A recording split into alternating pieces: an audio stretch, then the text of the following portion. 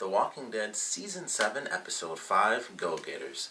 Like this episode, especially the ending, because I'm excited to see where they take things. I mentioned before, I think it was in the last episode, that us getting to see what was going on, or it was the episode before that, but us getting to see what was going on with the Saviors in the comic books, that actually all came from Carl. So I was like, okay, they're changing that, they're switching things around a little bit. And then they kind of pick it back up in this episode, but they still change it a little because they blend two things that actually did happen in the comics at the same time. So I thought that was really cool because the ending where Carl actually gets in the truck, that's the same in the comic book, but he does it when the Saviors actually go to Alexandria during like that first thing. That's when Carl does that in the comic book. So I just assumed they wouldn't do that because in the comics, like I said, that's when you first see the Saviors compound and all that stuff.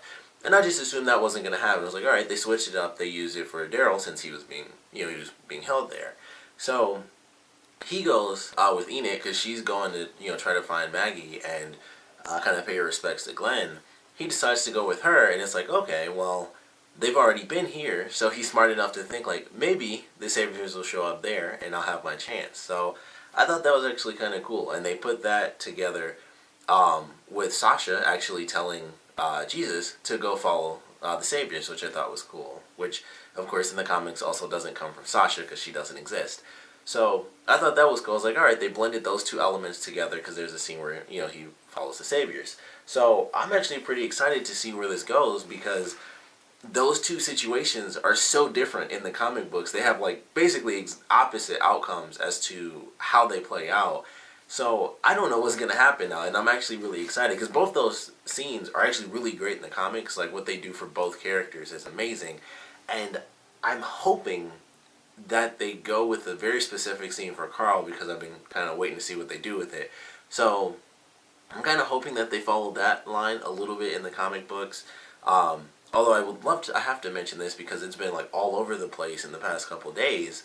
A lot of people are saying Carl might die because Chandler Ricks, is talking about like going to college and stuff. So people were like, it's just all over the place. I never bothered to read anything because typically it's just like, is this happening? And it's just a bunch of rumor mill crap. But I've been seeing it like crazy, so I don't know if that's true. At this point, it still is just a rumor, but it's starting to pop up a lot more. So I felt it was actually worth mentioning that a lot of people are saying he might actually get killed this season, so that he can kind of move on and sort of live his life, which would be so different from the comic books. That would be insane if they killed off Carl, because basically, if you're Rick, if your last name is Grimes, you are impervious. That's pretty much how it goes. So if they switch that up, I would love to see how they do it, because it's interesting. I'm not even caught up with the comics yet, but I'm fairly close. I'm quite a few behind now because I stopped reading the last compendium thing going on with with the next villains, who there's also been a rumor that the next big villains might also show up in this season, which I'm kind of hoping they don't do that because they're the next big villains, and I feel like that they'd just be doing it too early.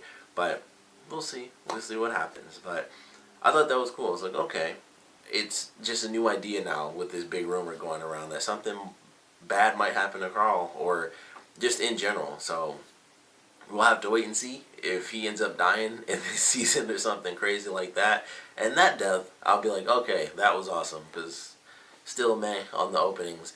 But that was something, like I said, I felt I had to mention because I've been seeing it like crazy this week that Carl might actually get killed off this season. Could be true, could be false. At this point, it really is just a rumor, and honestly, it's just a widespread rumor. So I was like, I'll at least mention it because I keep saying it now. But them blending those two moments together with Jesus following the Saviors and Carl following the Saviors, I'm excited to see how that blending of those two moments actually plays out in the series. So I'm excited for that.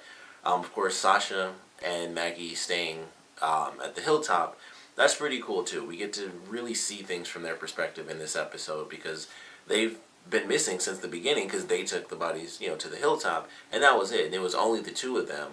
So it was interesting to, see them have this experience where Sasha's kind of been helping out in order to kind of pay her and Maggie's way. And then, of course, they deal with the leader, who, I hate him so much. Honestly, I suck at names in general for my shows, but whenever I don't like somebody, I don't even try to remember their name because I'm like, they aren't worth that much effort. So I just don't like the guy. I never even bothered to learn his name.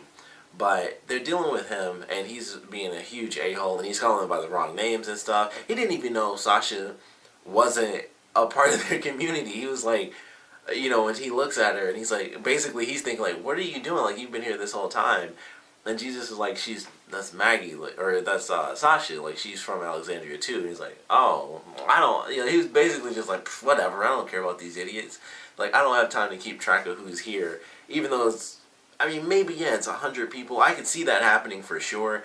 But as the leader, I feel like that's a little different. When you're in such a tight-knit little community, like they're, based on what we've seen at least, the Hilltop looks way smaller than Alexandria. It's very fortified, but it still seems way smaller than like an entire like little community or whatever, where it's a bunch of houses and rows and everything. It's kind of like the main house and then some trailers. Like, that's really it. So it seemed weird. He's just like, oh, I don't have time to keep track of everybody that's here. It's like, I feel like he should know at least what everybody looks like. He should remember, like, oh, I've never seen you before. Like, I feel like at least that, considering their community, or really any community, if you're constantly going around, a brand new face should be something after years, or I guess it's only been like a year or something like that.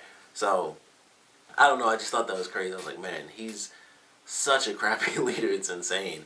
But Jesus does hint, like, like, he doesn't want to be leader, but he's like, someone, I think I have an idea as to someone who might be able to take over. So, he's kind of looking at Sasha and Maggie, and it's like, one of you could probably do it. And Maggie was crazy in this one. She was tough. She's pregnant and she's not supposed to be moving around, but she gets that tractor and crushes the car and everything, which is pretty cool. And I love when she was talking with Enid. She was like, because I forgot about that when she first did. I was like, oh, that's really cool. And then she was like, when they were sitting at the table, she was like, man, I can't believe you did that. And the first thing I thought was like, oh yeah, she used to live on the farm. She's probably been in tractors like for hundreds of hours worth of her life. She's been on a tractor.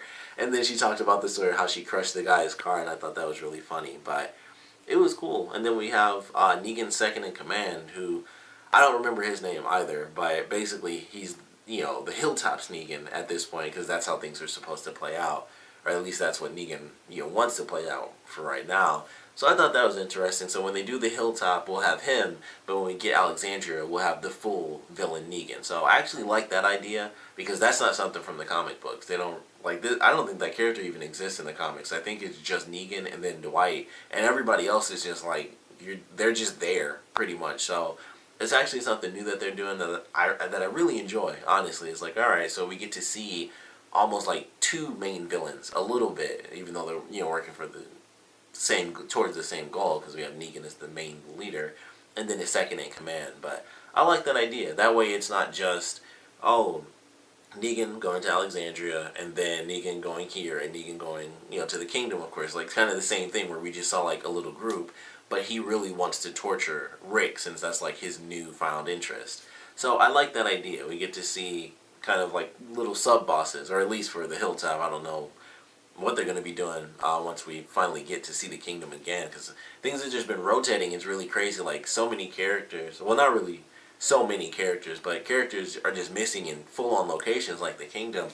It's just, it makes me wonder every episode, like, what's happening here, what's happening there, because we get one location per episode. They haven't really started to blend, where it's like, alright, here's what's happening in Alexandria, and here's what's happening at the kingdom in the same episode. It's like, here's one place, here's one place, here's one place, here's one place, and that's really all we've had ever since, all the big chaos. So I'm excited for them to really get back into that, where we get to see multiple things in multiple locations at one time, and I'm sure that'll pick up a lot more as we get towards like the mid-season finale, and then the rest of the season might be kind of normal, because it's basically a whole new thing. So now it's just like each episode is focused on one set location, because there's so much happening. But I like what they did with that. Having the second in command take over is like the sub Negan, I guess, for the Hilltop. But it seems pretty cool. It was definitely fun watching the girls kind of go through this crazy experience with a crappy leader, and trying to do everything they can to stay in this really safe location with Maggie,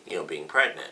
So I like the story that they went through, and Jesus as well, where he's like, man, like, this dude, Jesus doesn't want to be leader, but he knows what a bad leader is. That, a bad leader that he, has lived under pretty much since he got there. Because he's like, when I first got here, I figured people chose him for a reason, and as time went on, I realized it had to have just randomly happened, because it's like he just sucks as a leader. So I like that idea. It's like a man who just knows that he's not meant to lead the people, but he tries to fight against the idiotic rule of the man that, has been put in charge. So I like the way that's all been playing out so far. But this is a fun episode. It was actually nice. It wasn't super insane, not like a bunch of craziness happened. It was a lot like the Kingdom episode. Like, those have been my two favorite episodes so far. Honestly, really the entire season, those have been my two favorites. I like the Kingdom a lot because we got to see Ezekiel, so it was a lot of really funny stuff and just seeing this new place. And this episode I really enjoyed because it was a very interesting sort of struggle with Maggie and Sasha, where it's like they're not welcome in this community, and they really only have one tie, and that's Jesus at this point. And he's going right up, to the person in control, and it's just a crazy circle of issues, and he was going to rat them out and all sorts of stuff. So it was just very interesting. I was just like, man, this is nuts, pretty much. So I really enjoyed this episode. I am very excited to see what they do, like I said, with the Carl and Jesus thing both being in the truck. And I love that ending too, where he's just in the truck and he like drinks a bit of the alcohol and he starts to pour it out, and it's just like, hey, and he just turns around and Carl is just sitting there like, hey, how's it going? And I just love that ending. It was just like they didn't say anything after that, and it was just kind of like, well, this is an awkward situation we're both in now. So I just love the way that played out, and like I said, I am very excited because of how both those situations play out in the comics. I want to see how they blend that together. Which one do they choose to give more importance over the other, stuff like that. So I'm really excited. Like, there's a lot of, like, pretty much everything that we got in Daryl's episode came from Carl being in the truck in the comic books, like him learning what happened with the wives and all that stuff. All of that, which probably makes it even crazier if you think about it, because that was Negan telling this little kid who's obviously, in the actual comic book, he's not a kid who aged 7 years.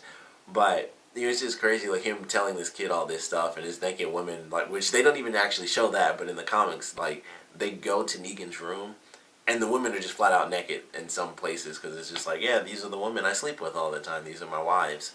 So in some parts, they're just nude and stuff like that, and it's just this little kid seeing all these naked women.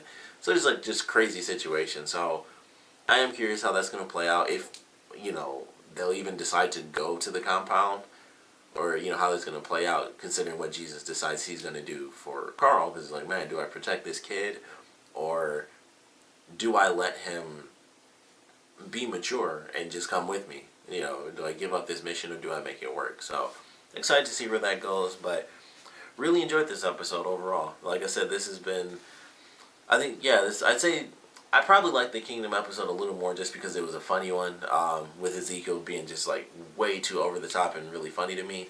So I think that's still my number one, but this is definitely my number two episode. I think we got some really good content from this, and Carl going on this mission and seeing Maggie and Sasha deal with what, all the crap they have to deal with now. So, excuse me, I really enjoyed it, but definitely want to know what you guys thought about it, so please comment below. Let me know your favorite parts, your least favorite parts. And I actually want to know how you guys think the mission is going to go with Carl and Jesus both sitting in the back of this truck. Like, do you think it'll go well? Do you think one of them might die? Are they going to, is it just going to be like, hey, we found out where they live and they just take off and that's it? I want to know your theories on that, and of course what you thought about the episode in general. So please comment below, let me know, and thanks for watching.